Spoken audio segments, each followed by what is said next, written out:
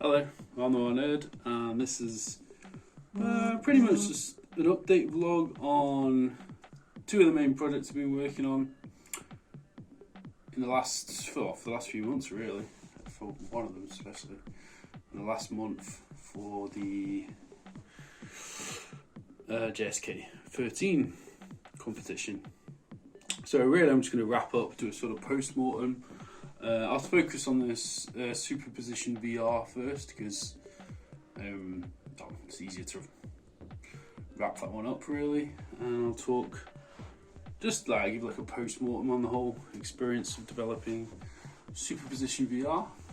So in general, Superposition Vr, just as means of an introduction, is a simple VR arcade game made with A-frame and JavaScript, vanilla JavaScript.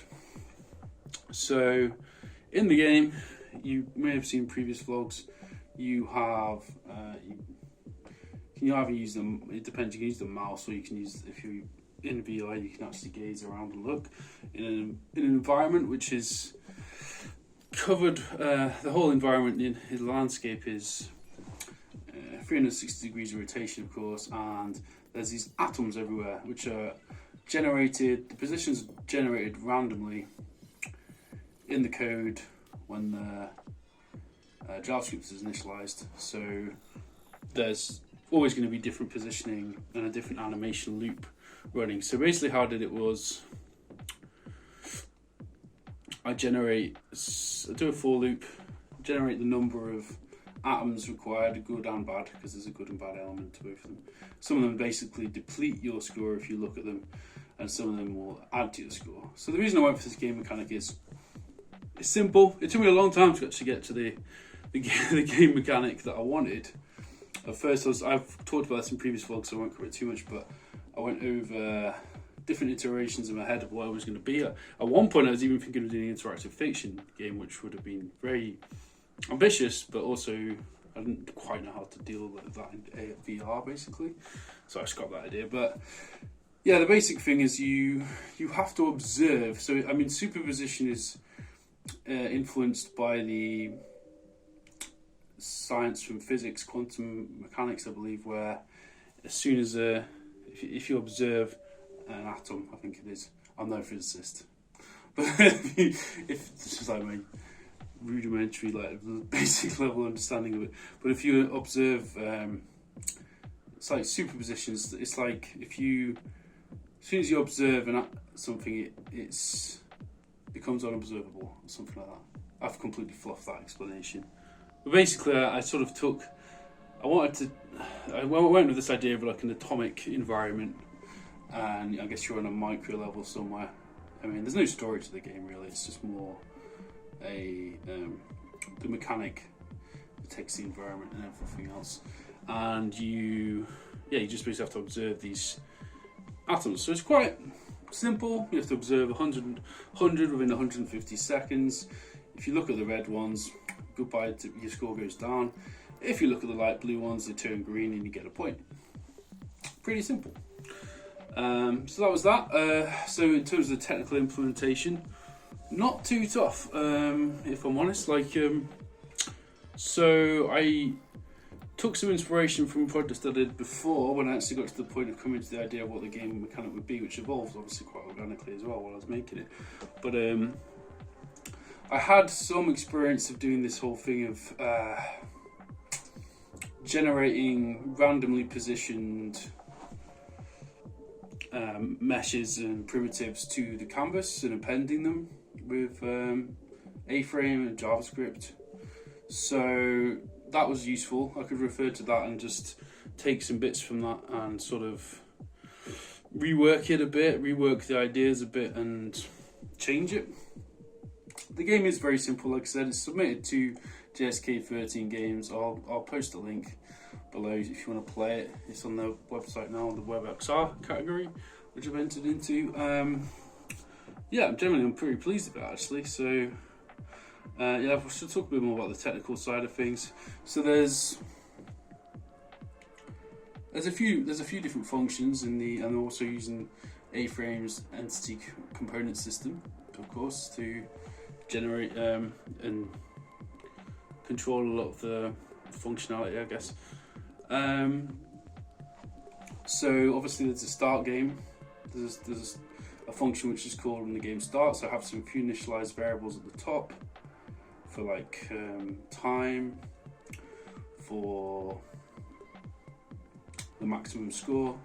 So those variables are set, but then obviously the reason I did that is that obviously I could just say set it to 100 every time I was going to reference something, but obviously what's a good practice to do in programming in general is to have, in reference to something that isn't going to change, like the amount of time in the game or the score that you have to reach, unless of course you do have to do that, but in this example it is a set time and a set score that you have to reach, so there would be no point writing 100 every single time. So it's like one source of truth. So I initialized a bunch of variables at the top of the code, which basically are unchangeable, so they'd be consts, I think. Yeah, I'm pretty sure I wrote them. I haven't got the code right in front of me now, but yeah. So that I did that, and then the code got a begin game loop. Basically, the functions that are called to spawn in the good and bad atoms, which are then appended to the HTML.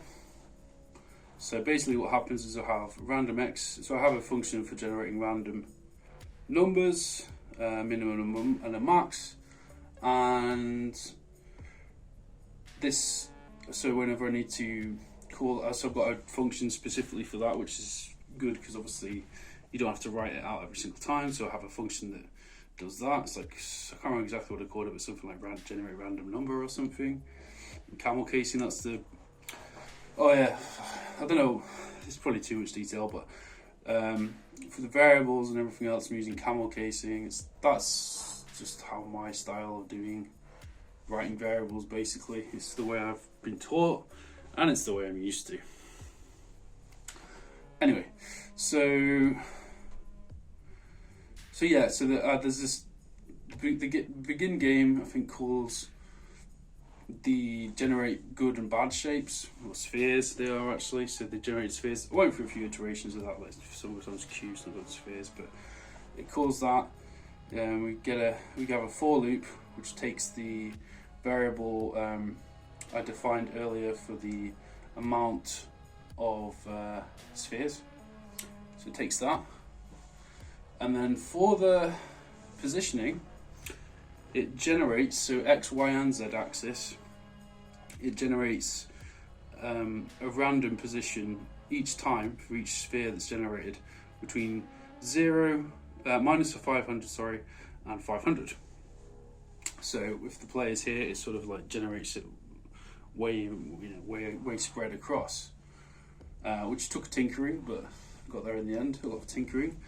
And then the other thing is there's like an animation loop basically. So I also add, so I'm just using A-Frame's built-in like animation system, and I generate, again using the same method, generate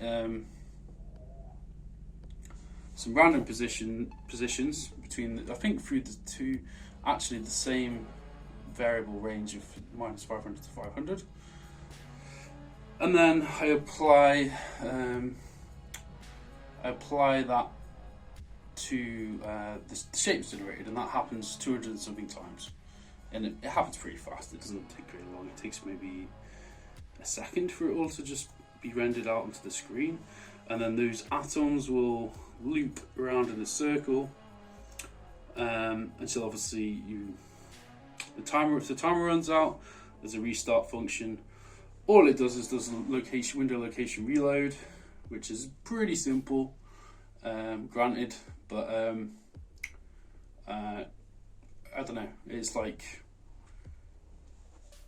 that's the easiest way to do it really. Basically just reload the page again. When you win, not many fireworks if I'm honest. I could have probably made that a little bit more polished, but basically just says you won.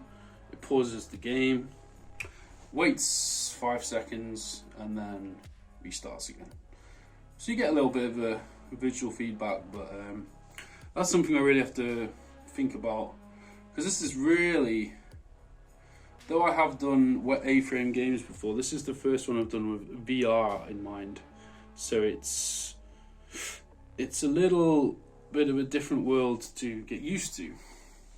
And obviously it's a coding competition jam thing, so it doesn't have to be like, I mean, I think I'll do this again. I'll try and make it even more polished, learning from what I've learned from before.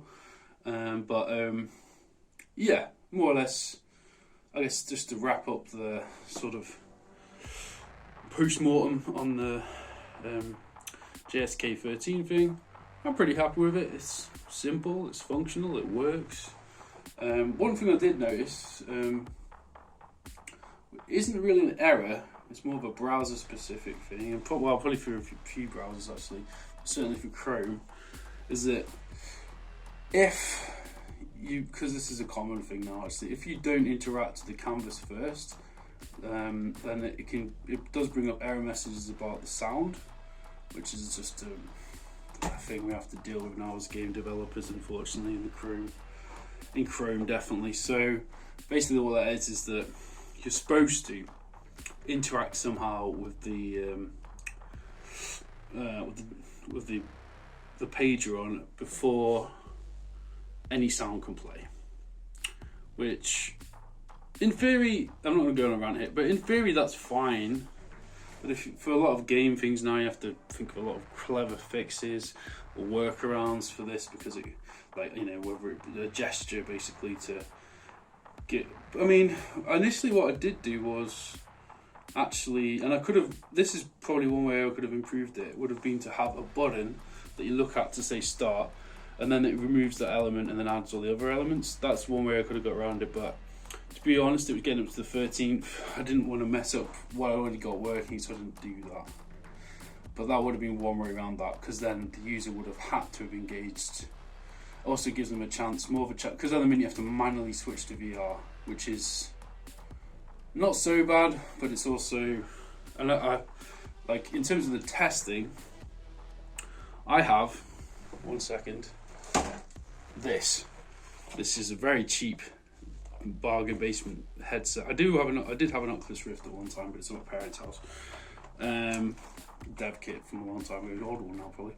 But so I just slot my phone in here, and just tested it on this. So pretty basic testing way to test it, but it works. So I haven't been able to test it on the Gear VR or any other sort of device. But like I said, though I'm not new to the world of 3JS and A-frame and playing canvas and everything, when it comes to creating VR, like specific, targeted projects, it's quite new to me, so I'll have to get better with that with time, I guess. But yeah, all in all, useful experience. I hope I'll get a t-shirt. I guess I probably will do for the competition at least, which would be nice. And it was interesting just to take part. There's some really good projects that I've already seen, like there's one called Space Guild, which was really interesting. There's some other interesting projects I saw, I think from I'm going to mispronounce his name, Scoot. It was like a thing we had to, I've not played it yet, but it looked like a game where you had to like, and it was a WebXR one, I think it'll probably win actually, it's like a game where you have to move around these crates, and it's got sort of retro graphics. I don't know how they actually compressed all the textures down, to be honest. So it'll be interesting to look at the GitHub reprint of that one maybe. But yeah, in terms of the compression actually, I was pretty under 13 kilobytes, so my game all in all zipped up with 7 kilobytes, which is almost half of the requirement. So I could probably have even added more sound, but because there's two sounds, there's basically two ultra compressed sounds for lose a point, a win a point, and that's all the sound that's in the game. There's no textures. I just used colours and light and applied some fog settings to give it a bit of atmosphere. So in that sense, I saved on textures. And like I said, the sound was compressed, mega compressed, which didn't really matter because it's sort of an arcade game, so it sort of adds to it, I guess. Anyway, that's 14 minutes. So, and then the final thing I'll just say, just to wrap up this vlog, Noir Nights is out. Yes. So after 3.5 months, or maybe even 4, months of working on Noir Nights, my vampire interactive fiction game. I finished it off, though there will be some probably hot fixes coming out in the next few weeks, potentially, if anything, if I find anything, but I finished off most of the artwork, all of the artwork really that I'm going to use in the game. I fixed off a few little problems that we're having, because basically with Noir Nights, and I'll probably show a bit of the twine, how big the twine file got. I started off this thing with making a game in twine using the new chapbook format, which is quite a nice little format, which makes everything nice and responsive actually out of the box, which is great, just saves you a lot of time. And you can test, it's very good for testing too. But I want to really push this thing to its limits, or my limits as well. And I want to make a vampire city adventure game, short one, just a short narrative, where you could choose many different paths down in the Noir Nights, as it were, and they would lead you to becoming different types of vampire.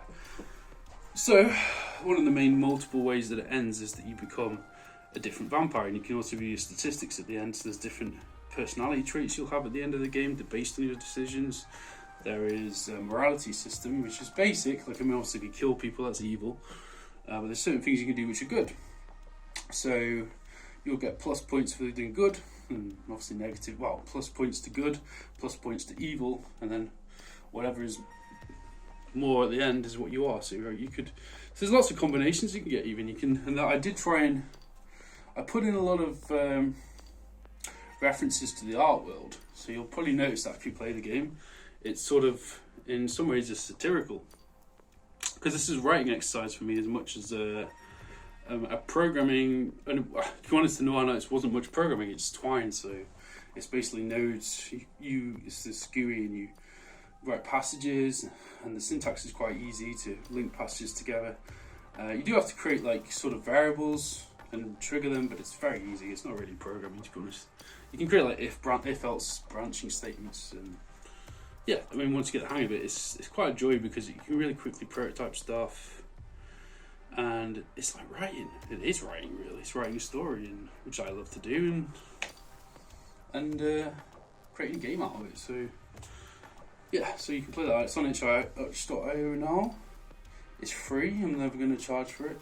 I might possibly port it to Android as well as an app, but and that will be free as well. I'm not going to charge for it. It's been mostly a passion project and an experiment for me, which I've had a great deal of fun doing.